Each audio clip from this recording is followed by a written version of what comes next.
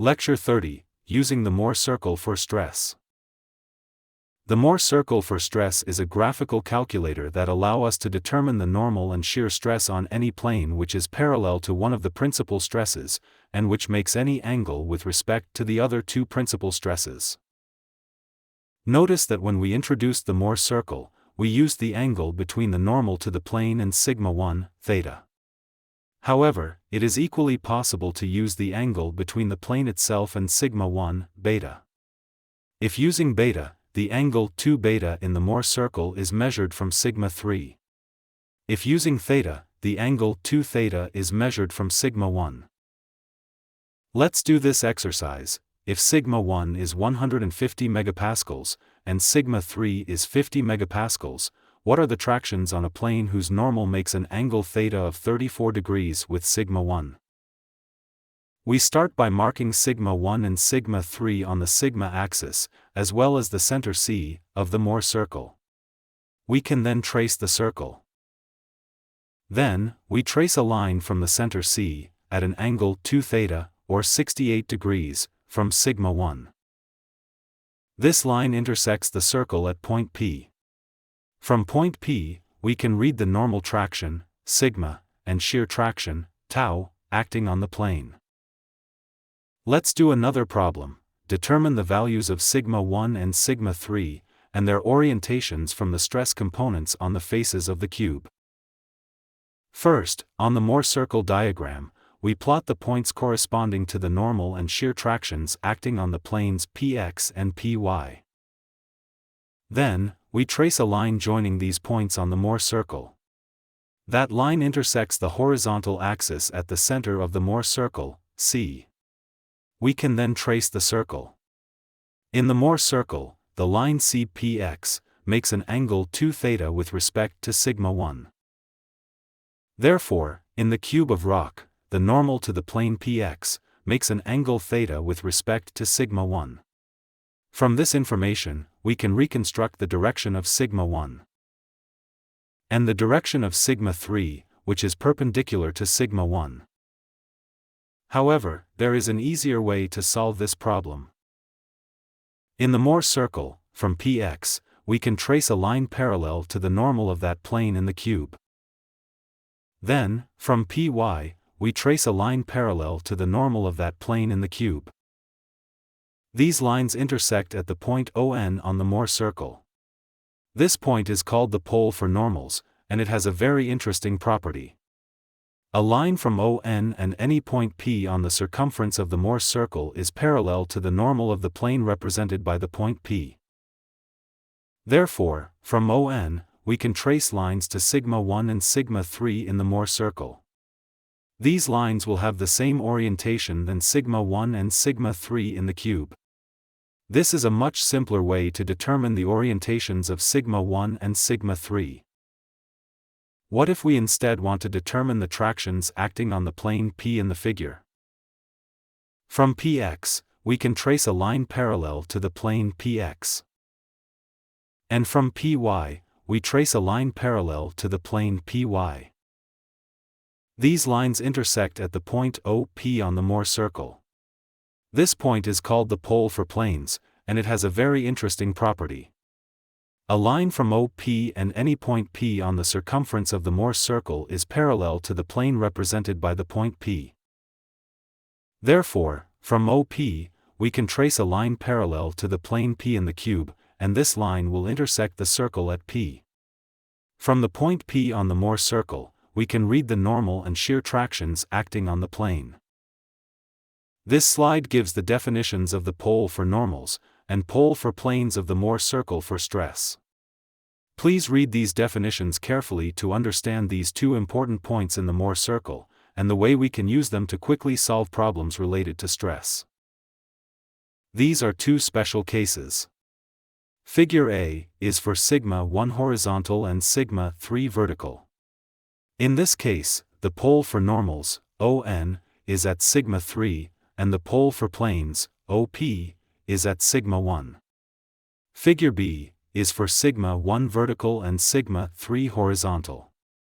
In this case, the pole for normals, ON, is at sigma 1, and the pole for planes, OP, is at sigma 3. Let's do this problem. Given sigma 1 equal to 80 megapascals and sigma 3 equal to 20 megapascals, and their orientation on the physical plane, determine the traction components acting on a fault making an angle of beta of 25 degrees with the sigma 1 direction. For convenience, we can draw the horizontal axis of the Mohr circle, sigma, parallel to the sigma 1 direction, and the vertical axis, tau, parallel to the sigma 3 direction. Then, by tracing the planes on which sigma 1 and sigma 3 act, we can determine the pole for planes, OP. Then, by tracing the fault plane itself from OP, exactly as it is in the physical space, we can find the point P. From point P, we can read the normal and shear tractions acting on the fault. Thus, by centering the figure representing the physical plane on the pole of the circle, either ON or OP, we can immediately determine the components of the traction acting on any plane of interest. Pore fluid pressure, P, is important. It reduces the normal stress including both sigma 1 and sigma 3, but it does not modify the shear stress, tau. The influence of P on the Mohr circle is to shift the center of the Mohr circle to the left, an amount equal to P. However, the circle itself does not change in size. We can visualize these as two Mohr circles, one for the total stress, and another one for the effective stress, which includes the pore fluid pressure. The Mohr circle is good for visualizing the deviatoric and mean stress. Figure A shows the Mohr circle for a stress tensor. Figure B shows the deviatoric Mohr circle, which is a circle of the same size than A, but with center at the origin. Sigma 1 in the deviatoric circle is compressional, and sigma 3 is tensional. The mean stress, sigma m, plots as a point on the horizontal axis of the Mohr circle diagram. Remember that the mean stress controls volume changes and the type of deformation, while the deviatoric stress is what actually produces the distortion of the body. Since we derived the Mohr circle by rotating the principal stress tensor about sigma 2, we can also rotate the stress tensor about sigma 1 and sigma 3. Therefore, the Mohr circle in 3 dimensions consists of 3 circles, each one describing a rotation about one axis of the principal coordinate system. An important thing to remember is that possible stresses always plot in the orange region between the larger and the smaller Mohr circles. Let's see this example. Suppose there is a plane whose normal makes an angle alpha of 60 degrees with respect to sigma 1, beta of 55 degrees with respect to sigma 2, and gamma of 50 degrees with respect to sigma 3. We can solve this problem graphically. First, on the sigma 1, sigma 2 circle, we measure 2 alpha from sigma 1. From the point P, we trace an arc concentric to the sigma 2, sigma 3 circle. Then on the sigma 1, sigma 2, or in the sigma 2, sigma 3 circle, we measure 2 beta from sigma 2. From either P1 or P2, we trace an arc concentric to the sigma 1, sigma 3 circle. Finally, on the sigma 2, sigma 3 circle, we measure 2 gamma from sigma 3.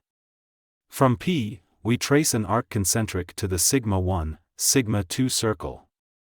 The 3 circular arcs will intersect at a point that represents the normal and shear stress on the plane.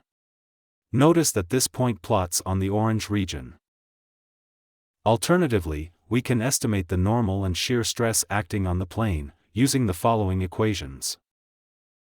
Where sigma 1, sigma 2, and sigma 3 are the principal stresses, and L, M, and N are the direction cosines of the normal to the plane, cosine alpha, cosine beta, and cosine gamma, respectively. This gives 2 possible solutions for the shear traction, depending on the sense of shear.